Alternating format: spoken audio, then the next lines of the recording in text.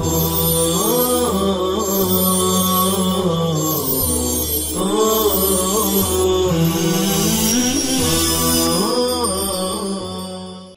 اللہ الرحمن الرحیم۔ میرے بھائیوں دوستو، یہ سب آیتیں اس وقت اتری تھیں جب یہود نے انصار میں پھوٹ ڈالنے کی کوشش کی تھی اور ان کے دو قبیلوں کو ایک دوسرے کے مقابل کھڑا کر دیا تھا۔ ان آیتوں میں مسلمانوں کی باغی پھوٹ اور لڑائی کو کفر کی بات کہا گیا ہے اور آخرت کے عذاب سے ڈرایا گیا ہے۔ آج ساری دنیا میں امت پناہ توڑنے کی محنت چل رہی ہے۔ اس کا علاج اور توڑ یہی ہے کہ تم اپنے کو حضور صلی اللہ علیہ وسلم والی محنت میں لگا دو۔ مسلمانوں کو مسجدوں میں لاؤ، وہاں ایمان کی باتیں ہوں، تعلیم اور ذکر کے حلقے ہوں، دین کی محنت کے مشورے ہوں، مختلف طبقوں کے مختلف برادریوں اور زبانوں والے لوگ مسجد نبوی کے طریقے پر ان کاموں میں جڑیں، تب امت پناہ آئے گا۔ ان باتوں سے بچیں جن سے شیطان کو پھوٹ ڈالنے کا موقع ملے۔ جب تین بیٹھیں تو اس کا خیال رکھیں کہ چوتھا ہمارے ساتھ اللہ ہے۔ چار پانچ بیٹھیں تو ہمیشہ یاد رکھیں کہ پانچواں یا چھٹا اللہ ہمارے ساتھ ہی موجود ہے اور وہ ہماری ہر بات سن رہا ہے اور دیکھ رہا ہے کہ ہم امت بنانے کی بات کر رہے ہیں یا امت پناہ توڑنے کی۔ ہم کسی کی غیبت یا چغل خوری تو نہیں کر رہے ہیں، کسی کے خلاف سازش تو نہیں کر رہے ہیں۔ یہ امت حضور صلی اللہ علیہ وسلم کے خون اور فاقوں سے بنی تھی۔ اب ہم اپنی معمولی باتوں پر امت کو توڑ رہے ہیں۔ یاد رکھو، نماز جمعہ چھوڑنے پر بھی اتنی پکڑ نہیں ہوگی جتنی امت کے توڑنے پر ہوگی۔ اگر مسلمانوں میں امت پناہ آ جائے تو وہ دنیا میں ہرگز ذلیل نہ ہوں گے۔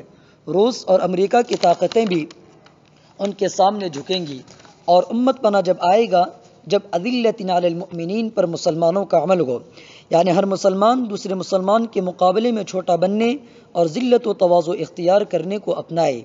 تبلیغ میں اسی کی مشق کرنی ہے۔ جب مسلمانوں میں اذلۃ علی المؤمنین والی صفت آ جائے گی تو وہ دنیا میں اعزۃ علی الکافرین، یعنی کافروں کے مقابلے میں زبردست اور غالب ضرور ہوں گے، چاہے وہ کافر یورپ کے ہوں یا ایشیا کے۔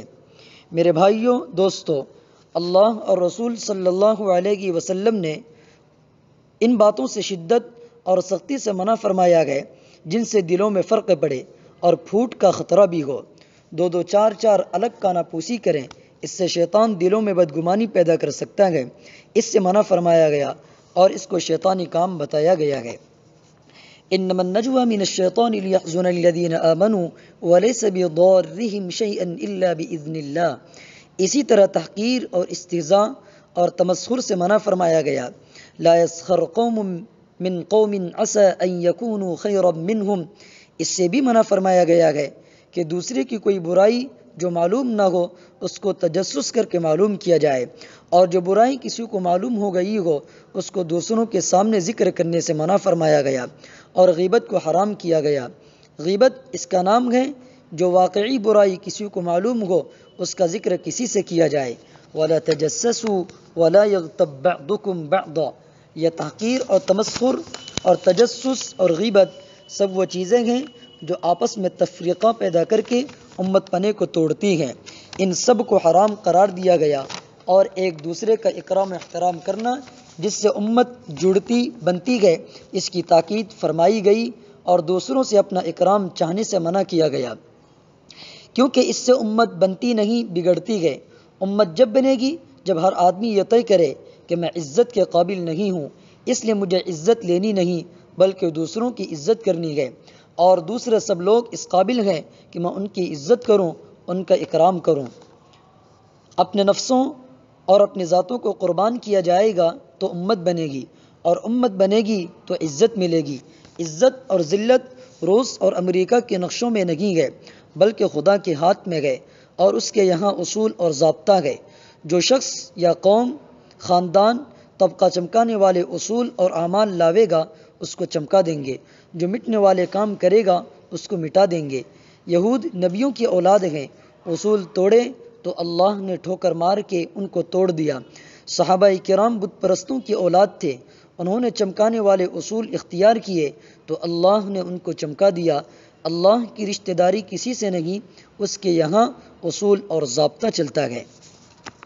دوستو، اپنے کو اس محنت پر جھونک دو کہ حضور صلی اللہ علیہ وسلم کی امت میں امت پناہ آ جائے، اس میں ایمان و یقین آ جائے۔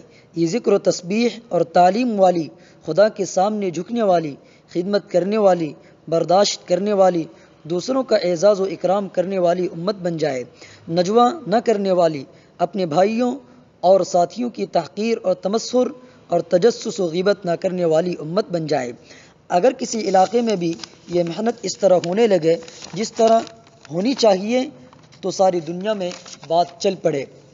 اب اس کا اہتمام کرو کہ مختلف قوموں، علاقوں اور طبقوں اور مختلف زبانوں والوں کو جوڑ کر جماعتوں میں بھیجو اور اصول کی پابندی کراؤ، پھر انشاءاللہ تعالی امت بننے والا کام ہوگا، اور شیطان اور نفس خدا نے چاہا تو کچھ بھی نہ بگاڑ سکیں گے۔